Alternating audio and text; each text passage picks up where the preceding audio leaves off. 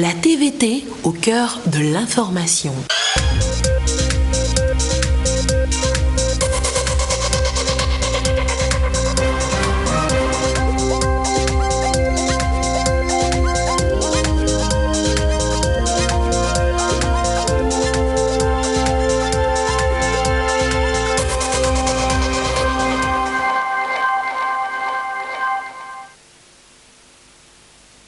Il est 20h, bonsoir à tous. Dans l'actualité ce lundi, nous parlons du bois, les bois tropicaux. La 55e session du Conseil international s'est ouverte sur le sujet avec cette question au bout des lèvres. Quelle gestion faisons-nous de nos forêts en Afrique? Autre question ce soir, la question de la maîtrise des risques dans la gestion des finances publiques. Question aux experts érudits, eux aussi depuis ce matin à Lomé, dans la capitale togolaise. Besoin de conseils, sentez-vous abusé aux victimes de corruption? ANC Togo ouvre des bureaux d'assistance juridique. Où sont-ils? Comment cela se passe? Bon à savoir, c'est dans cette édition. Et puis, ça le comble encore ce week-end pour le concept Tol et Calio au Palais des Congrès de Lomé. Tous chrétiens, ils ont parlé, prié, chanté, loué et adoré d'une seule et même voix. Voilà, madame, monsieur le sommaire, bienvenue. Voici le 20h. De loin, de près, ils sont venus parler de bois à Lomé. La 55e session du Conseil international des bois tropicaux s'est en effet ouverte dans notre capitale depuis ce matin. En toile de fond, la gestion durable des forêts en Afrique et la protection de l'écosystème. L'ouverture des travaux ce matin, présidée par le Premier ministre Ekwesala. Agir ensemble au service d'une cause commune, la sauvegarde de l'environnement.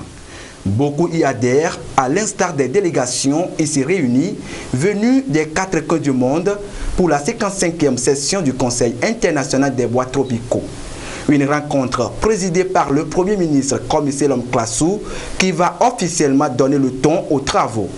Producteurs et consommateurs des bois ont répondu présents à ce rendez-vous. Ils vont échanger 6 jours durant sur des mécanismes susceptibles de gérer convenablement les forêts pour qu'elles contribuent au mieux-être de tous.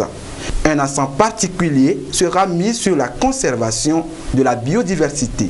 Nous apprécions à juste titre l'importance de cette session, dont les travaux seront consacrés à l'examen de sujets pertinents tels que les questions de gestion durable des écosystèmes forestiers, de transformation structurelle des secteurs des forêts et des industries forestières durables en Afrique, dans l'optique du développement des chaînes d'approvisionnement durable et légales. La 55e session du Conseil international des bois tropicaux s'inscrit dans une démarche analytique faisant de l'utilisation des forêts de production et du commerce des produits forestiers en milieu tropical l'une des causes majeures de la dégradation des forêts, de la déforestation et de l'illégalité en lien avec la croissance démographique et les besoins sans cesse croissants en nourriture, mais aussi en bois et produits forestiers. Sécurité, stabilité, paix, ce sont non seulement des critères qui ont milité en faveur du choix du Togo pour abriter la 55e session de cette organisation. À Lomé, les États membres de l'Organisation internationale des bois tropicaux, OIBT, vont également apprendre des expériences du Togo en matière de bonne gouvernance forestière. Nous aimerons exprimer notre sincère gratitude à vous-même personnellement, Monsieur le Premier ministre, ainsi qu'à votre personnel dévoué pour la chaleureuse générosité dont vous avez fait preuve en accueillant cette année la session du Conseil. Pour pouvoir apprendre de l'expérience de votre pays est pour nous un immense privilège et mettre en relief toute la pertinence des travaux de l'OIBT, car les forêts productives constituent une part essentielle de la santé des paysages, de leur résilience face au changement climatique et du développement de l'économie durable. Le Togo a adhéré à l'OIBT en 1990. Le pays a bénéficié des financements pour 19 projets environnementaux exécutés avec succès. Et comme pour faire le bilan des grandes actions menées, le Premier ministre Komi Selom Klassou, devant le Conseil, prend la parole. L'ouverture ce jour 2 décembre à Lomé de la 55e session ordinaire du Conseil international des bois tropicaux coïncide avec la 25e conférence des parties à la Convention cadre des Nations Unies sur les changements climatiques, COP25, à Madrid, en Espagne, en ce moment. C'est dire que notre planète est en péril et nous devons, dans une démarche collégiale, agir avec méthode, responsabilité et détermination. Depuis son adhésion à l'OIBT, le Togo a bénéficié à ce jour d'un financement de 4 099 210 $ US pour 19 projets dont la mise en œuvre a eu des incidences positives sur l'économie nationale et notre travail endogène de lutte contre la déforestation. Mieux, nous avons pu atténuer les effets négatifs de la déforestation sur les communautés rurales grâce aux efforts du gouvernement et grâce à l'appui de l'OIBT. Comment se présente la situation au Togo? L'état sommaire du secteur forestier de notre pays, qui résulte de l'inventaire national de 2016, révèle un taux de couverture forestière de 24,24%, toutes strates confondues, et un taux moyen de déforestation d'environ 0,42%. La tendance à la baisse de la couverture forestière nationale qui se dégage nous renforce dans la conviction que nous devons davantage œuvrer contre la déforestation et mieux restaurer nos écosystèmes forestiers. Voyant venir la menace, et fort de l'adage universel qui dit que, je cite, « Celui qui a planté un arbre avant de mourir n'a pas vécu inutilement », fin de citation, les autorités togolaises ont institué depuis le 1er juin 1977 la Journée nationale de l'arbre. Il s'agit de l'invite faite à tous nos compatriotes de planter des arbres afin de stimuler le reboisement, lutter contre la déforestation et favoriser le développement durable. Cette pratique a permis de faire passer le taux de reboisement annuel de 1000 hectares dans les années 1980 à 2000 hectares en 2010. Pour soutenir cette politique et donner plus de viabilité à la gestion durable et à la protection des forêts, le Togo s'est doté d'une loi, la loi numéro 2008-009 du 19 juin 2008 portant code forestier et qui est toujours en vigueur. À ce jour, et dans une synergie d'action entre pouvoir public, secteur privé, collectivités locales, nous avons délimité et sécurisé 485 583 hectares d'aires protégées.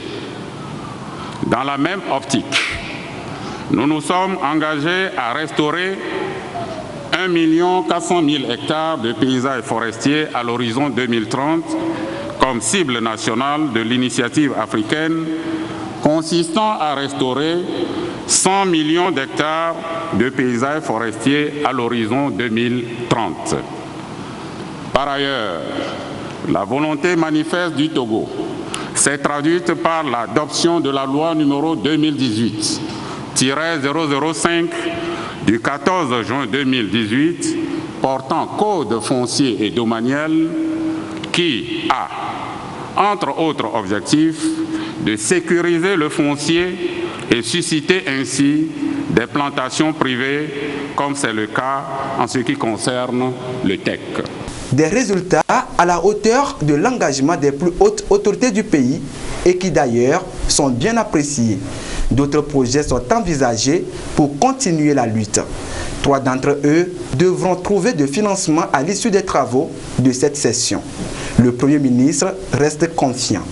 D'ici à 2022, Notre déclaration nationale de politique forestière, qui est en grande partie une appropriation togolaise des conventions internationales dans le registre de la protection de l'environnement, et le PND constitue le cadre de planification de notre gouvernance forestière. La gestion durable des forêts nationales et les biens et services qu'elle offre nous permettra de relever sensiblement la contribution du secteur forestier à notre PIB, cette contribution qui n'est actuellement que de l'ordre de 2,8%. Le Togo entend renforcer les conditions favorables à la protection et à la préservation des forêts et à la promotion de l'économie verte. Dans cette dynamique, notre pays sait qu'il peut compter sur l'appui des partenaires afin qu'une attention soutenue soit accordée aux questions aussi importantes que la certification des forêts, la préservation de la biodiversité, le respect du droit dans le commerce du bois, le paiement des services environnementaux et surtout la foresterie communautaire.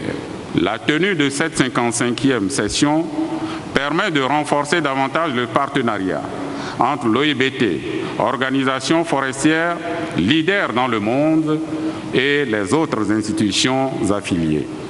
C'est pourquoi le Togo espère qu'au cours de la présente session, ces 3 projets et un avant-projet d'un montant de $2 926 318 en attente de financement retiendra l'attention du CIBT. Les résultats attendus de ces projets contribueront à l'atteinte de l'objectif du Plan national de développement relatif à la préservation, la restauration et l'exploitation durable des écosystèmes. Je nourris l'espoir que la 55e session ordinaire du Conseil international des bois tropicaux qui se tient à Lomé connaîtra un véritable succès. L'importance des défis nous engage à travailler ensemble dans l'intérêt de tous. Il s'agira d'aplanir les éventuelles divergences, d'être imaginatifs, innovants, aux fins d'aboutir à des résolutions qui aideront notre organisation et les États membres à réaliser leurs devoirs en matière de la gouvernance forestière. Gratitude au chef de l'État fort Essos Nanyasingbe. L'OIBT lui offre ce présent reçu ici par le chef du gouvernement, commissaire Classou, en guise de reconnaissance pour son attachement à la cause environnementale. Un moment sur précisément la gestion durable des forêts, la protection de l'écosystème. Il y a bien des expériences qui marchent ici comme ailleurs. Qu'est-ce qui est fait concrètement chez nous, ici au Togo? Eh bien, voilà cela dans ce document de Augustin Kossi. Sur ces images, des hommes qui s'évertuent au quotidien à une meilleure exploitation et gestion des écosystèmes terrestres. Nous sommes dans la forêt communautaire de Goubi, dans la région centrale.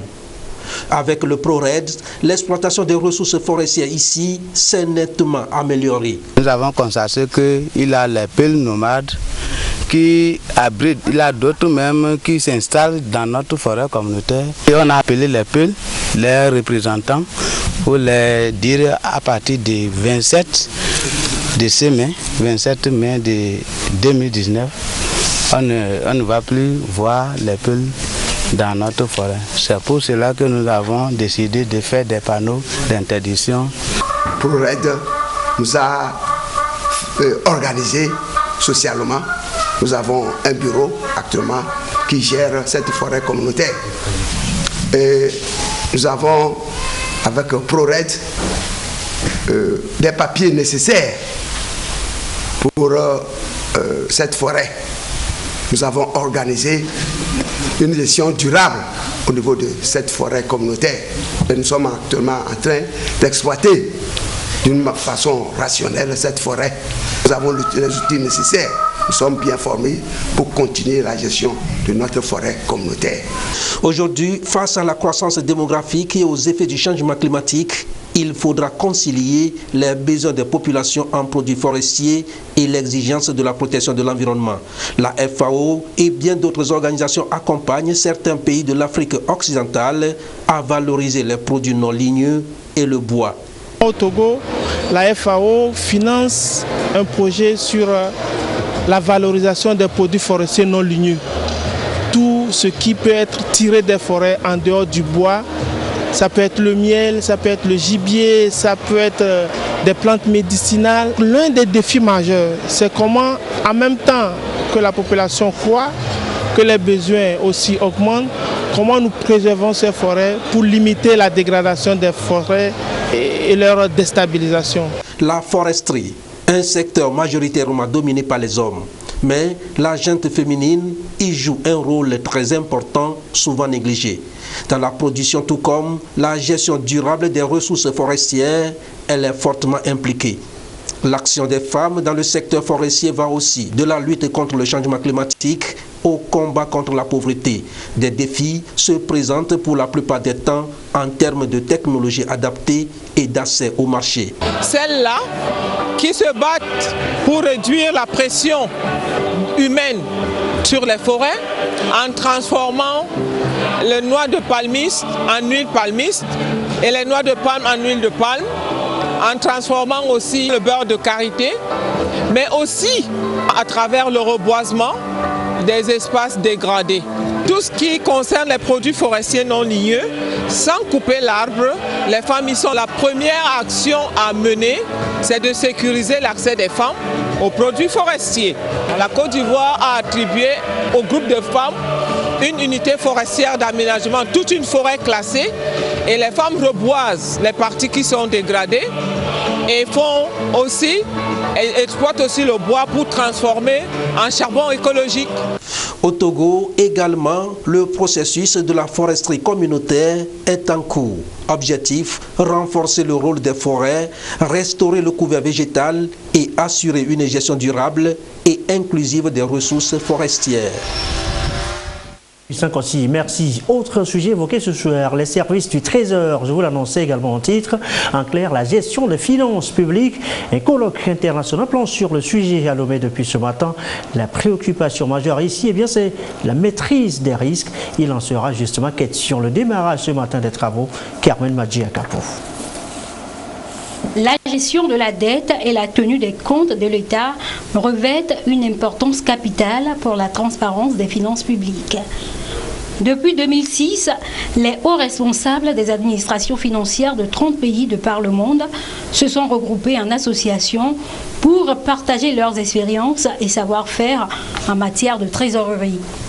Ce regroupement, dénommé Association internationale des services du Trésor, tient ici son 13e colloque. Les débats tournent autour de la maîtrise des risques comptables. Dans toute organisation, d'une manière générale, il y a un certain nombre de risques qui peuvent subvenir et qui peuvent entraver le fonctionnement de l'organisation.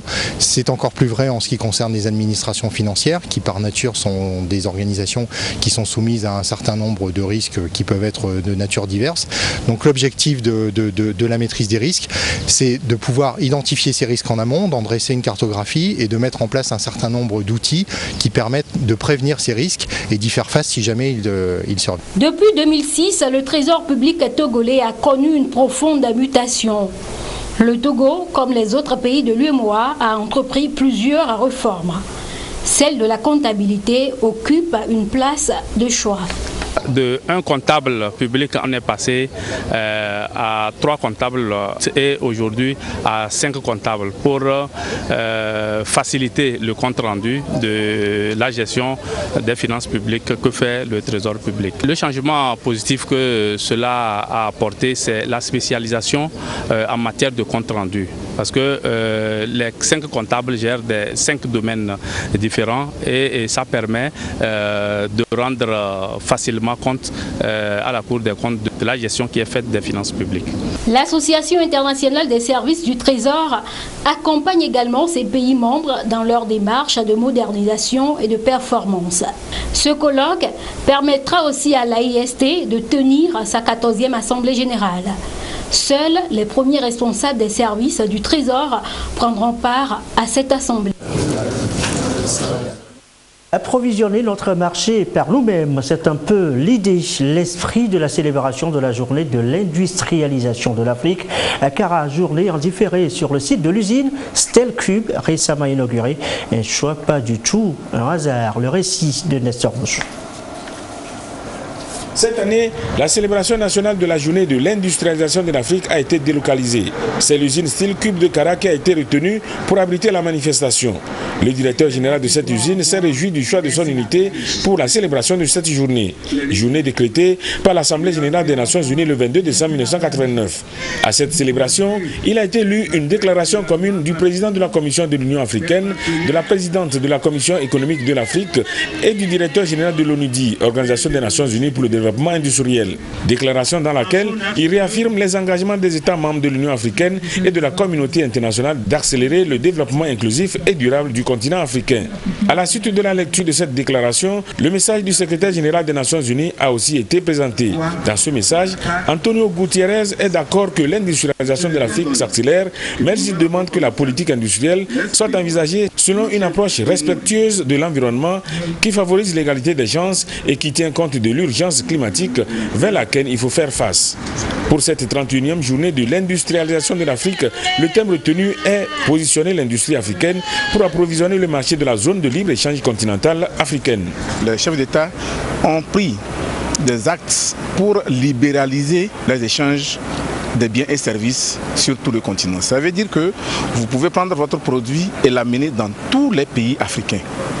Et donc le marché, il n'est plus réduit. Avant, nos industries souffraient de l'étroitesse du marché. Aujourd'hui, le marché, il est très vaste. Comment faire en sorte que les industries africaines puissent accéder à ce marché? C'est ça le sens même du thème de cette journée. La zone de libre-échange continentale africaine a été mise en place conformément à l'agenda 2063 de l'Union africaine. Cette décision vise à renforcer l'intégration économique, la promotion du développement agricole, la sécurité alimentaire, l'industrialisation et la transformation structurelle économique. Selon le représentant du ministre en charge de l'industrie, c'est confiant dans l'avenir du continent africain et anticipant les changements qui pourraient offrir à l'Afrique un des plus grands marchés du monde que le gouvernement a doté le Togo des instruments nécessaires pour permettre aux opérateurs économiques de tirer profit de cette grande opportunité. Baroma Bamana a cité entre autres la politique et la stratégie industrielle qui vise à terme à densifier et à diversifier le tissu industriel togolais et à rendre les industries togolaises plus compétitives. Il a souligné que c'est également dans cette vision que se situe la performance réalisée pour l'amélioration du climat des affaires et qui a permis de reconnaître le Togo comme le 3e pays réformateur au monde et le premier pays en Afrique par le rapport Doing Business 2020 de la Banque mondiale. Il a aussi évoqué le PND dont l'axe 2 vise à développer les pôles de transformation agricole, manufacturier et d'industrie extractive. La célébration nationale de la 31e journée de l'industrialisation de l'Afrique à Kara s'est achevée avec la visite guidée de l'usine Stelcube. Cette unité a été inaugurée le 23 avril dernier par le président de la République. Elle est spécialisée dans la production du fer à béton et a une capacité de ça à 250 tonnes par jour. Et pendant ce temps, Takwame fait l'apothéose de la journée africaine de la statistique. L'INSEE en a fait l'occasion pour sensibiliser l'opinion sur l'importance de ces chiffres baromètres dans le développement. Qu'est-ce qu'il faut justement en savoir exactement? Les précisions dans ce reportage de Sylvain Aboudjou. Véritable outil d'analyse et de prévision en matière de planification, la statistique se révèle aujourd'hui comme un facteur important dans les politiques de développement de chaque pays. Au Togo, par exemple, cette réalité s'est observée à travers les récentes réformes du système statistique national dont le but est de promouvoir la qualité et la fiabilité des données statistiques en vue de la bonne gouvernance au service du développement. C'est donc pour montrer l'importance de cet outil qu'il est célébré chaque année la journée africaine de la statistique. C'est cette journée qui est célébrée en différé ici à Tapamé par l'Institut national de la statistique, des études économiques et démographiques pour davantage insister sur son utilité en matière de développement. C'est une journée organisée pour attirer l'attention des décideurs sur l'importance des statistiques attirer l'attention de la population sur la nécessité de fournir les informations pour disposer des statistiques et toute la communauté nationale et internationale sur l'utilité des statistiques dans chacun de nos pays et au plan africain. L'édition 2019 au Togo met l'accent sur la qualité des données statistiques pour une meilleure gestion des déplacements forcés en Afrique. À travers ce thème, le Togo veut donc mettre à contribution tous les acteurs pour faciliter la collecte des données des personnes déplacées dans le pays. Il s'agit en fait de quantifier les personnes qui sont déplacées, essayer de voir quelle est leur localisation et essayer de relever les raisons, les principales causes de leur mouvement. Et dans ce sens-là, c'est pour aussi, en même temps, voir quelles sont les pistes d'amélioration, quelles sont les pistes de prise en charge, quelles sont les pistes pour freiner ou bien pour limiter ces mouvements parfois involontaires. Le gouvernement s'attelle cette année aux questions des personnes déplacées internes et des réfugiés en vue d'engager des actions susceptibles de favoriser leur bien-être à travers la recherche de solutions durables à leur situation. Des victimes de corruption, eh bien des centres d'écoute, de conseil ou carrément de dénonciation sont désormais à vos services. Ils viennent d'être lancés par l'ANCE, Alliance nationale des consommateurs et de l'environnement du Togo. Qu'est-ce qui pourrait bien changer avec ces centres? Élément de réponse dans ce reportage de Saraou Ourotou avec Yataratem.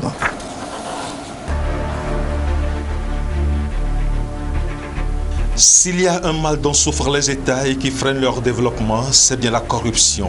Un obstacle majeur à la croissance économique et à la bonne gouvernance. Les acteurs de lutte contre ce fléau au plan national sont ici informés des objectifs, missions, rôles et activités du projet Centre d'assistance juridique et d'action citoyenne. Les CAJAC sont des outils de transparency internationale. On a constaté que dans beaucoup de pays, les citoyens sont à marge de la lutte contre la corruption. Les citoyens ne sont pas engagés. Donc il s'agit à travers les CAJAC d'outiller, de renforcer les capacités des citoyens eux-mêmes afin qu'ils soient des acteurs de lutte contre la corruption, à travers la dénonciation des cas, à travers l'engagement aux côtés du gouvernement pour enrayer ce mal. Nous avons 3 centres d'assistance juridique qui sont opérationnels à Lomé, à Sokodé et à Akara. Aujourd'hui, il y a un numéro vert, c'est le 82-87 pour dénoncer tout cas de corruption. On compte plus d'une cinquantaine de centres d'assistance juridique et d'action citoyenne dans le monde et l'Alliance nationale des consommateurs du Togo en compte 3 à travers le pays. Ces centres accompagneront le Togo dans la lutte contre la corruption.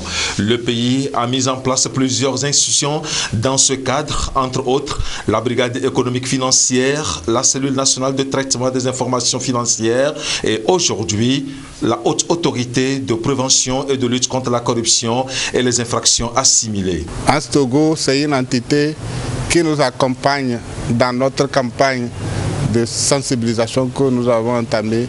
La corruption, c'est une maladie économique. Et comme toutes les autres maladies, il faut bien manier le vaccin et le sérum. La prévention, la sensibilisation que nous faisons, c'est bien le vaccin. Mais si le malade déjà est infecté quelqu'un, il faut le traiter. Ça fait que nous sommes aussi sur le terrain de la répression. C'est dans ce sens que nous avons analysé, examiné déjà 2 dossiers. Nous les avons clôturés, notamment celui de la Cannes 2013, le second étant celui de la route Lomé-Vogan-Foin.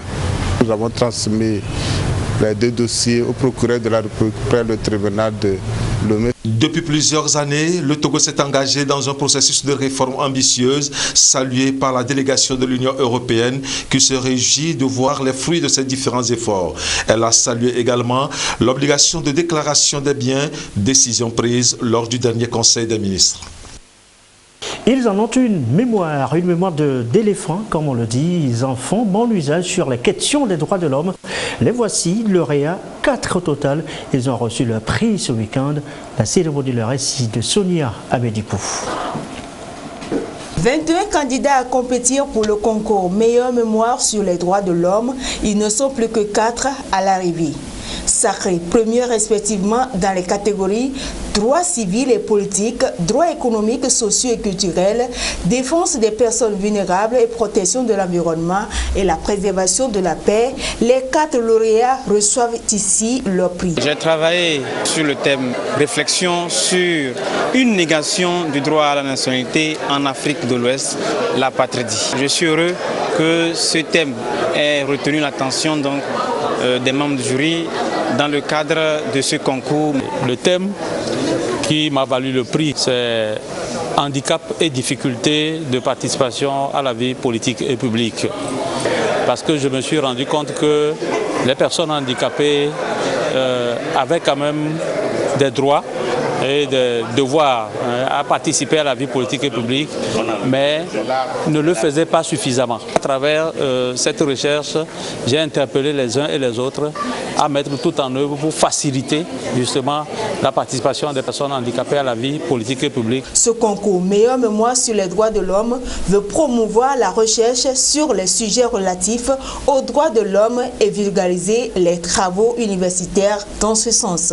Au regard des besoins que nous pouvons noter en ce qui concerne la situation des droits de l'homme dans le monde et dans le pays, nous nous disons pourquoi ne pas encourager les étudiants, les chercheurs à orienter leurs travaux vers les questions des droits de l'homme afin de proposer des solutions pratiques pour améliorer la situation des droits de l'homme. Ce n'est juste qu'une première édition, mais nous sommes déjà satisfaits. Satisfaits parce que ça nous donne donc l'espoir de considérer aujourd'hui les étudiants comme des gens qui déjà sur le banc d'études réfléchissent à voir comment améliorer les conditions de vie. L'initiative est à sa première édition et porte la marque du Centre de documentation de la formation sur les droits de l'homme. Elle a reçu l'appui du ministère en charge des droits de l'homme, du PNUD et de l'Université de Lomé. Selon les responsables de l'université, ce concours répond à la nouvelle dynamique qu'ils veulent imprimer à l'institution. À l'étranger, au Burkina Faso, les dimanches de culte passent et se ressemblent pour les églises dans l'est du pays. Le bilan d'une autre église vient de faire l'objet d'attaques terroristes. Le bilan est lourd, 14 fidèles tués. Le bilan est lourd, donc je le disais, 14 fidèles tués, dont le pasteur et des enfants. Les assaillants lourdement armés ont pris la fuite après le crime. La police leur court derrière. Après cette brève incursion, Burkina Faso retour chez nous au Togo avec cette promesse tenue une fois encore pour le concept Tole Kavio, salle comble au palais des congrès de Lomé, unité des chrétiens pour parler d'une seule et même voix, du même seul et unique Dieu, Laro pour ses enfants ici-bas sur terre. Le film de la soirée, Innocent Sianyama, Sodia Medipo.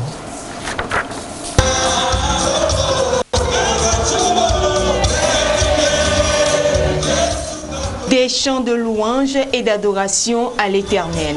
Les chrétiens de toutes les dénominations réunis au sein du concept Tole Kavio témoignent ici gratitude et reconnaissance à Dieu Tout-Puissant pour sa bonté et ses bienfaits.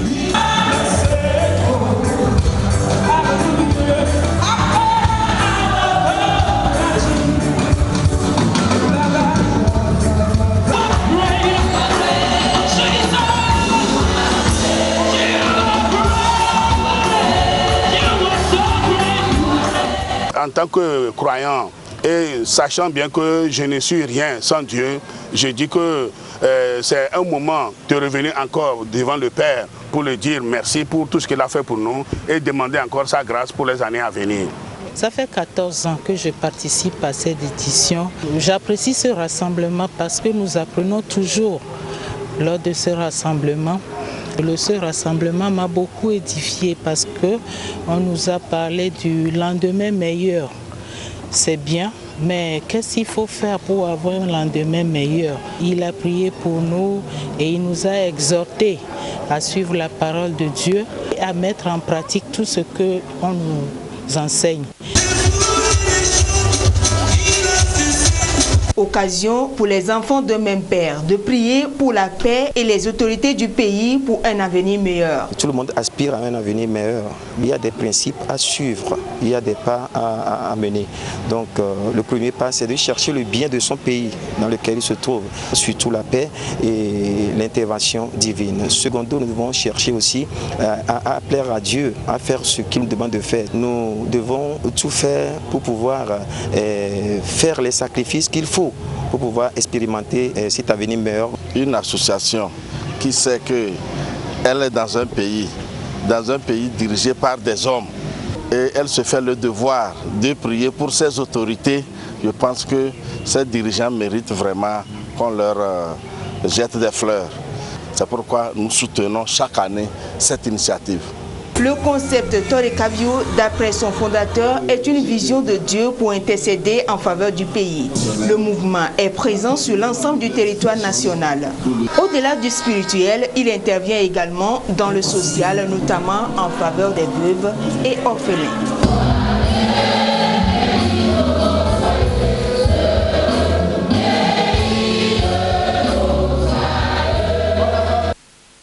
Et voilà, c'est tout en cœur que se referme ce journal. Merci à vous qui nous suivez ce soir à Conakry, en Guinée, comme d'habitude, toujours fidèlement. Très belle soirée.